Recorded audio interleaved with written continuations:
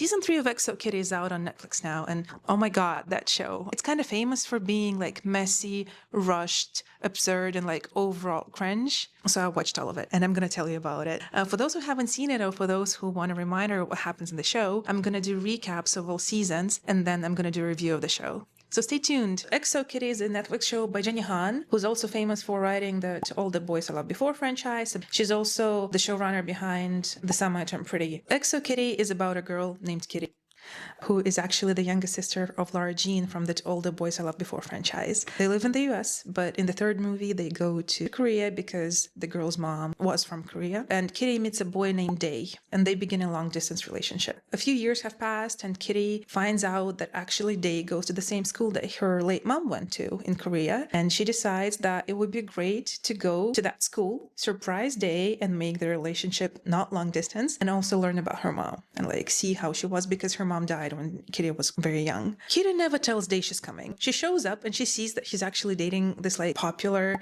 rich girl called Yuri. Of course, the relationship turns out to be fake because actually Dae is forced to date her for money because he's not rich and he needs the money to pay for school. The fake relationship is a cover for Yuri so she can hide that she's gay from her parents. We also learn that she was in a relationship with a girl named Juliana who's nowhere to be seen, even though she used to go to KISS. Yeah, KISS is the name of the school, which stands for Korean Independent School of Seoul. And then Yuri's and Dae's relationship gets used for the sake of Yuri's dad's business as a PR stunt. What do you mean her being in a relationship with a good boy would be a good PR stunt for her dad? It's children. Come on. They're probably like 16 at this stage. Kitty almost goes home, but then she decides that she actually wants to get to know her late mom. She decides to stay, but she cannot stay in her assigned dorm because her roommate is nuts. So she ends up living in the boys' dorm with Dae, his friend Q, and his friend Minho. Q, Kitty becomes instantly like best friends with, but Minho is supposed to be this rich, arrogant, and self-absorbed playboy of the school who's like dating K-pop stars, and it's also important for the tabloids. Again, these are kids. I'm not in the lore of the K-pop world, but this feels like it's a bit too much. They're 16 at this time. At this point, you kind of assume you know where the show is going. You kind of assume that Kitty comes to Korea for a day, but then she's driven into like this romantic relationship with Minho, who's supposed to be a tough person on the outside, but actually a lover boy on the inside, and he has like family issues. No, that's not what happens. The show tricks you. That's what got me into it, actually. It doesn't go where you expect it to go. Kitty and Dae get together. In the meantime, Minho starts to get feelings for Kitty, even though initially he despised her. And also, out of nowhere, Kitty realizes that she has a crush on Yuri and she's bi. Instead of a triangle, which would have been Kitty, Dae, Minho, that I think a lot of people expected, we end up with a square with a leg. Kitty, Dae, Minho, Yuri, and Juliana's there as well. There's a lot going on in the romance department in the show, but actually the show tries to remind us that actually Kitty came here to learn about her mom. Kitty's mom used to be like best friends with the school's principal, Gina, who's Yuri's mom. They seem to have had a falling out years ago. Kitty finds out that her mom must have had a baby she never told anyone about, and so Kitty thinks that one of the teachers in the school is actually Kitty's long-lost secret half-brother. Yeah, that happened. The way Kitty finds out about that is actually by breaking into a hospital's archive in Seoul. How that girl didn't get into legal trouble is beyond me. And actually the half-brother that she thought she had turned out to be the son of Gina, the school's principal, and Yuri's mom. So he's the half-brother of Yuri. Kitty knows, but doesn't tell Yuri, and then it all blows up. And then we end up in the finale. So season 1 ends with basically Yuri coming out to her parents, Yuri finding out that she has a secret brother, Kitty being expelled from school because they find out that she lived in the boys' dorm, and not for anything else, actually. Kitty and Dae break up because she accepts that she has feelings for Yuri and that Dae was the perfect first boyfriend, but it's not for her anymore. In the last 60 seconds, we see Kitty and Minho on a plane, and he confesses that he has feelings for her out of nowhere. And she's shocked, and so is everyone. That takes us to season 2. What they decide to do in season 2 is basically solve half the issues that were left in the cliffhanger for us. Kitty was expelled. Yuri asked her mom to bring her back, and her mom agreed. Great problem-solving skill from the writers. Minho's confession is basically taken back. He's just like, no, I didn't mean it. It was just a crush. No strong feelings. I'm over you. The school is facing budget cuts due to a scandal that happened off screen between season 1 and 2. So at the end of season 1, Q's boyfriend Florian cheated in the exam, and then Q turned him in. That led to like a further investigation, and the school is facing budget cuts because a lot of people are not sponsoring it anymore and pulling their kids out because of the cheating scandal. The school principal is replaced. Kitty comes back with new goals. She wants to get over Yuri, she wants to experience being single, and she wants to actually learn about her mom, because that didn't happen in season 1. She actually didn't learn much about her.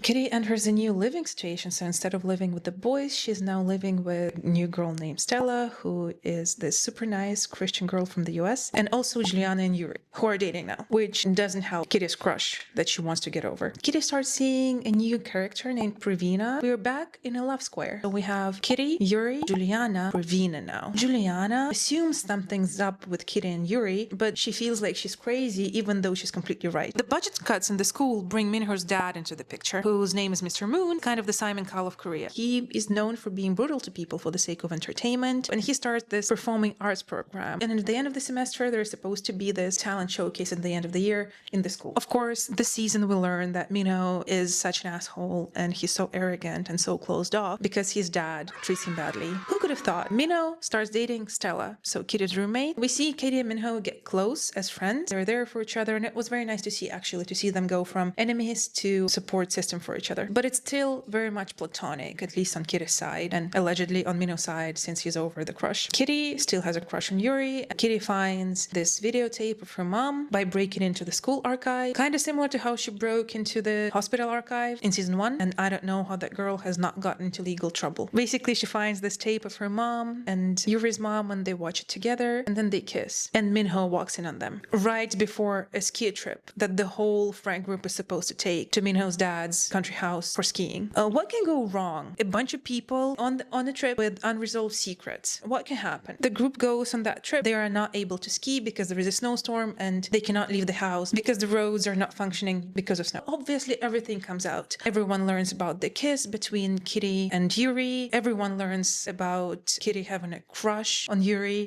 Juliana's pissed. Pravina's pissed, rightfully so. Day finds out that Minho confessed his feelings for Kitty on a plane 30 minutes after Kitty and Day had broken up. It gets messy. The group is in shambles. There's also the famous bathtub scene, which is supposed to be the parallel for Lara Jean and Peter into All the Boys I Loved Before. It's not a romantic scene, it's a very platonic scene in EXO Kitty, unlike it was with LJ and Peter. Kitty realizes that the common denominator in all of this is Stella, and she also learns that Stella was humiliated by Dr. Moon years ago on TV, and he basically said that she doesn't have the looks to be a star.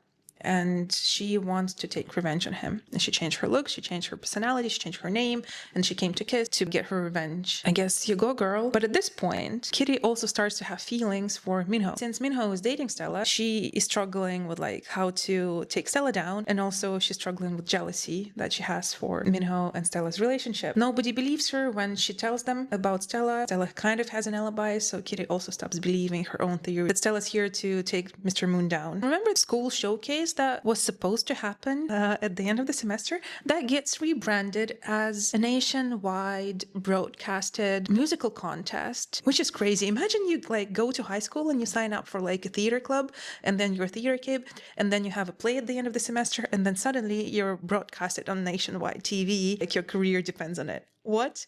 The prize is basically opportunity to go on tour with Jongho, who is Mr. Moon's son, who is a K-pop star. The winner is able to launch their career in music that way. So Day enrolls because he needs money to support his family, and his dad got in a car accident because he was overworked. There is also this girl Eunice who enrolls, and her and Day kind of have this romantic thing going on, but they break up. And Stella decides that she actually, instead of getting revenge on Mr. Moon, she wants to win the show. She wants to become a star. And she also learns that Jongho got one of his dancers pregnant. Stella intends to use that as blackmail to get what she wants from Mr. Moon. To win the contest, Stella poisons her classmates. Like, she puts something in their drinks and they all cannot participate. Day's dancers cannot participate, but of course everything's saved by friendship. Kitty and the friend group, they dance with Day. They had seen him rehearse, so they know the choreography. Wow. So Stella intends to use the blackmail about the pregnancy to win the show. But Kitty comes and saves the day, and she's like, what if we just announce the pregnancy? And so John, who ends up announcing the pregnancy on stage and also proposing to the dancer, Stella has nothing to blackmail Mr. Moon with anymore, so she gets taken away and she doesn't win the show. Eunice does. Not Day, but Day's fine with it. Yeah, Stella leaves, and we also learned that off-screen there was a lawsuit. Like, there was a class lawsuit against Yuri's dad because he wasn't treating his employees fairly, there was corruption involved and so on. Day's dad was actually part of that lawsuit, and they won. Yuri's dad is now losing all his money due to settlements, and Yuri is poor now. While all of this is happening, there is still the family storyline, because remember, this is a show about reconnecting with your culture.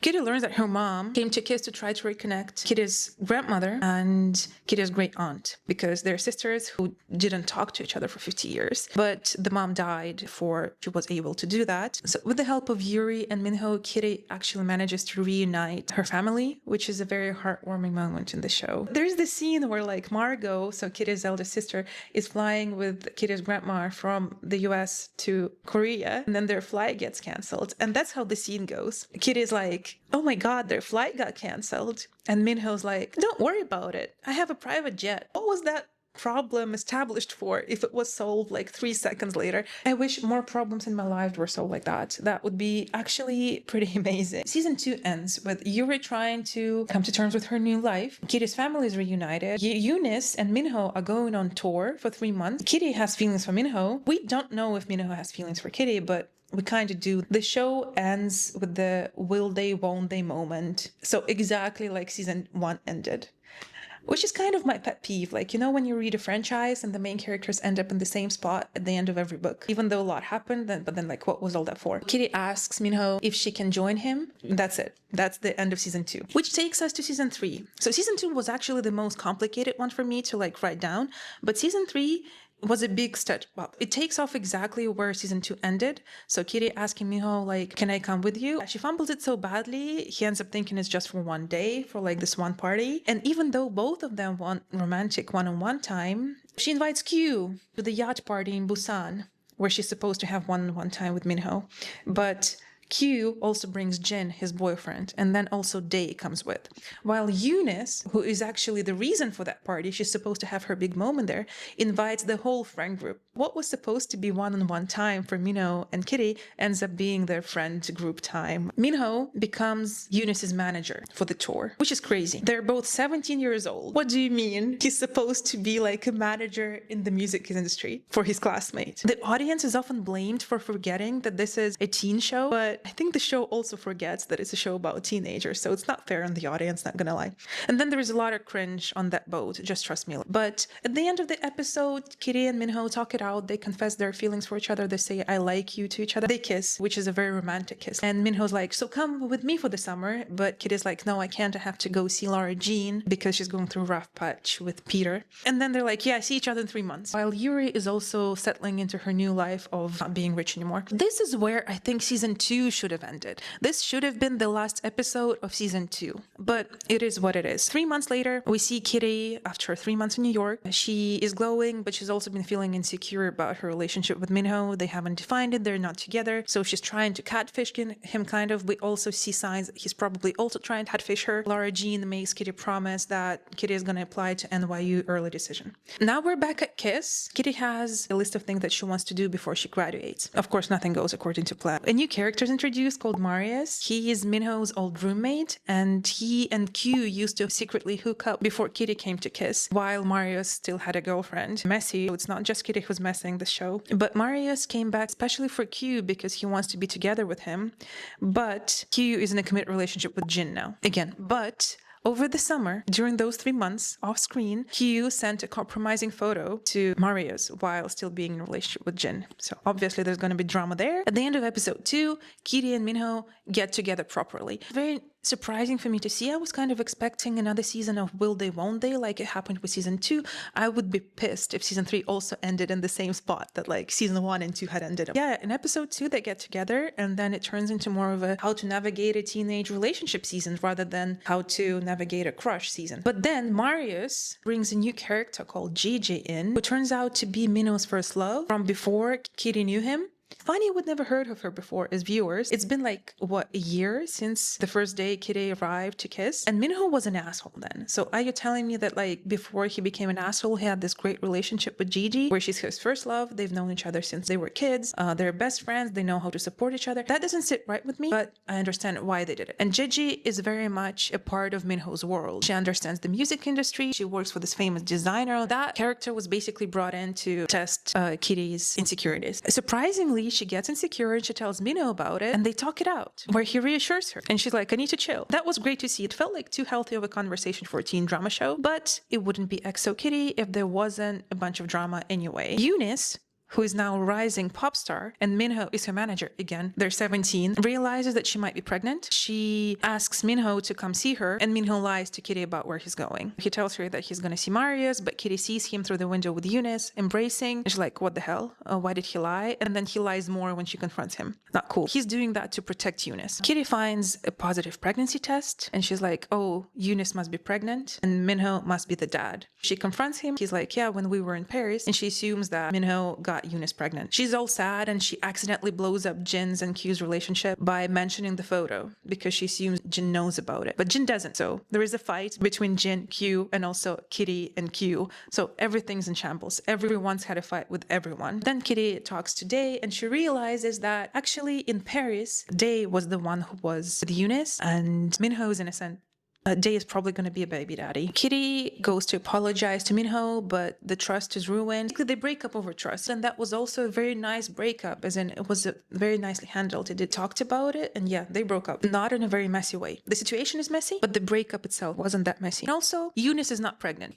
10 minutes later, we learn that it was a false alarm and she's just stressed and scared from her career. Remember how Kitty found a pregnancy test? So it turns out it's actually her cousins who now works at Kiss. Every season we get a relative who works at Kiss. G1, who's Kitty's cousin, she's pregnant with Alex's baby. And I don't remember if I said it, but Alex is the guy who Kitty thought was her half-brother, who is actually Yuri's half-brother. Turns out they had been secretly dating, but they were making it look like they don't like each other because teachers are not allowed to date at Kiss. All of it happened off screen. We will learn all that information in like 30 seconds in one line of monologue. G1's pregnant, Eunice is not pregnant, but Eunice still decides to end her career as a pop star. She tells Minho about it, Minho tells his dad about it, and the dad fires his son from being a manager in the pop industry.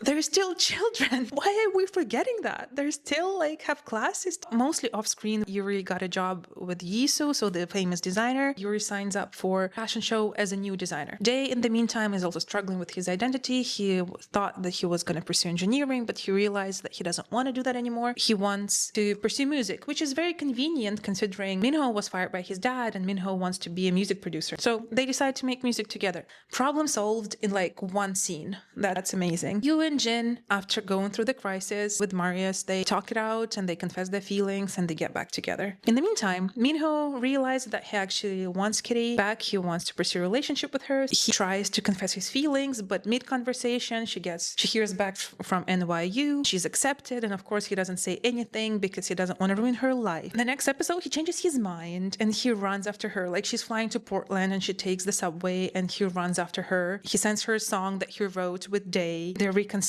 It's a sweet scene. Like he tells her he loves her and she says, you what? Like Clara Jean did their endgame. Obviously, the show could end here and people would be okay with it. Then we see them on the plane. So Minho is still in the same outfit. He only had his phone on him when he ran after Kitty. So he's in the plane with her, flying to Portland to meet his family. It was very much, if you have seen The Summer I Turned Pretty, if you want to see it, spoiler alert,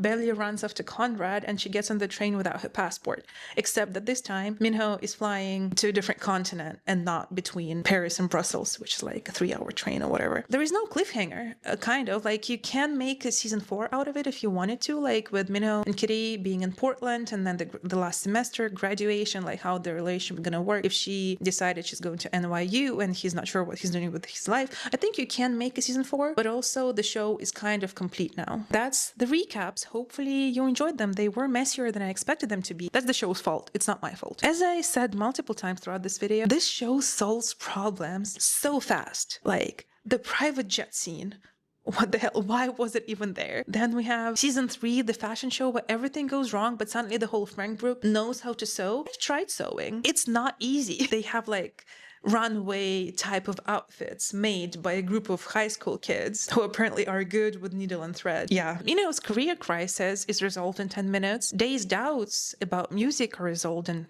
3 minutes. This has been a pattern throughout the whole show. I don't even want to list all of the situation that it happened with. The pregnancy, for example. It kind of undercuts the drama. Like everyone's going through so much in this show, but then there's not enough payoff. But I think the show compensates in different ways. Tell, don't show. That's my biggest issue with the current TV industry, I would say. In season 3, it got much better than season 2. Season 2 was very bad for it, but maybe it's because of the budget. Like when they tell you something happened instead of showing. The crisis that LJ and Peter are going through, so just told us, we don't see it. Again, you need to bring Noah Centineo for that, I guess. So that's also could be due to budget and scheduling. But G1 and Alex, they get, like, she gets pregnant. They have a whole ass off-screen relationship that is told to us in, I don't know, 15 seconds in like one line. The photo that Q sent to Marius was also told to us. Yuri gets a job off-screen in the season, so it's not like between seasons, it happens during the season. She gets a job and it's told to us.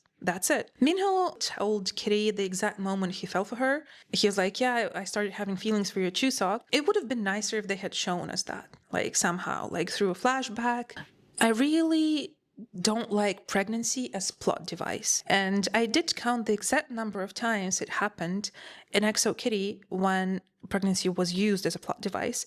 There's 3 or like 4, depends on how you count. So Jongho got his backup dancer pregnant in season 2. So it was introduced in drama and used by Stella as blackmail material. So it's like it's one pregnancy used twice, so you technically can count it as 2 separate times. The whole season 2 kind of conflict when it comes to Stella was based around the pregnancy. The false pregnancy that Eunice had is basically a way to break up Minho and Kitty.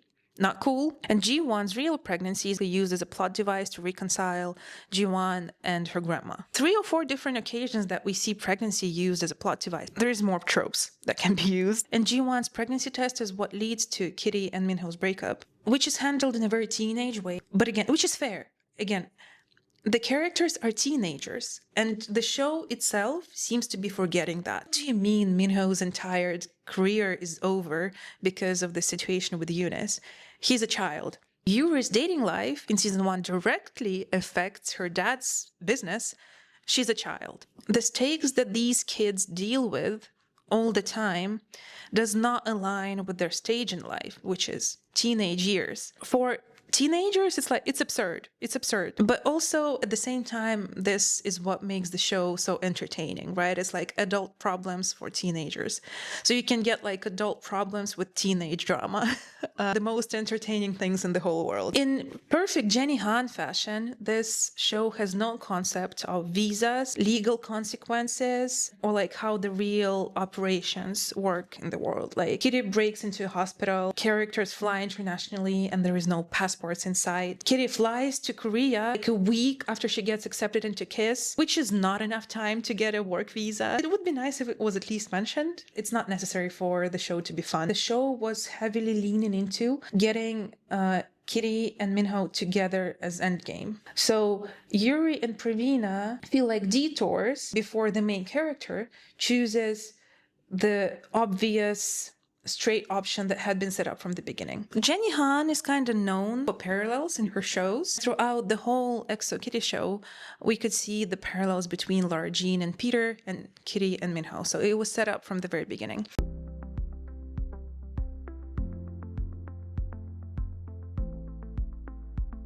And it's fun because it's the same cinematic universe. But the finale of season 3 felt very much like The Samaritan Pretty, in a sense that there was this like chase through some kind of train system to get the main couple together. Like in The Samaritan Pretty, it was Belly running after Conrad, and she runs after him, and she's running very fast actually. She only has her phone, she just put her jeans and like tank top on, and then they reunite and she finds Conrad on the train, and it's the happy ending. In EXO Kitty, we kind of see the same thing, except that it's Minho running after Kitty, and he's not running fast enough. He just has his phone, he finds Kitty, he tells her he loves her, he sends her a song. That's actually quite different from the Summit and Pretty, but it felt too similar. The line between parallels and like just repetitive plot is thin in this case. That felt a bit repetitive for me, but again, I ate it up. I eat it up every single time. And please give me more. We need more of running after your loved one and confessing your feelings to them on the train. Season 3 actually ended up surprising me. I didn't think it would. So first of all, Minho and Kitty get together very quickly. It still was very messy, but it felt like it was mature. A lot of people call the show cringe. I also cringe when I watch it. I'm 28 years old. Every time I think about my teenage years, I also cringe. So... and not in a fun way. For this show, I cringe in a very fun way. So that's actually kind of the point. It's the perfect amount of cringe that I cannot stop watching. The communication of the characters was so much better. Like, you can see them having more grown-up conversation when they communicate to each other clearly and honestly. There are misunderstandings still, but they're still not due to them not being able to communicate properly. The communication is very intentional this season, which LJ giving shit to Minho was amazing. It's great to see her grown up. It's great to see that she has a good life. Laura Jean holds a special place in my heart. It was a lot of fun to see Lana Condor. I think season 3 overall is the best one. I really hope there's going to be season 4. I really want to see Minho interact with Kitty's family because Kitty has kind of met his dad, but he hasn't met Kitty's dad. It'd be good to see them graduate. It would be good to see how they navigate like later stages of their relationship. There's never a dull moment in this show, and season 3 was no exception. I hope there is season 4. If you got to this point of the video, thank you so much for watching me talk for so long. Please click the subscribe button so you can watch me talk some more, and I'll see you in the next video.